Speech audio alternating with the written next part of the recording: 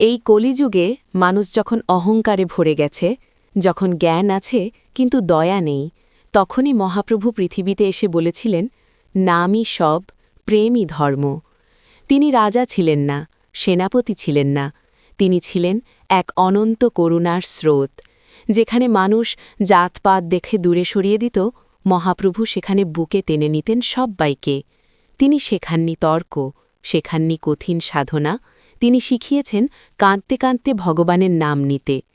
নাম নিলে অহংকার ভাঙে, নাম নিলে হৃদয় নরম হয়, নাম নিলে চোখ দিয়ে জল নামে, আর সেই জলের মধ্যেই লুকিয়ে থাকে মুক্তি। মহাপ্রভু বলেছিলেন, ভগবান দূরে কোথাও নন, তিনি আছেন নামের ভিতরে, তিনি আছেন প্রেমের ভিতরে। আজও যখন কেউ নিঃস্ব হয়ে ভেঙে পড়ে বলে, হে কৃষ্ণ, মহাপ্রভু তখনও হাসেন, কারণ তিনি জানতেন শেষ পর্যন্ত মানুষ জিতবে না শক্তিতে, জিতবে ভালোবাসায়। জয় শ্রী চৈতন্য মহাপ্রভু। হরি বল। হরে কৃষ্ণ।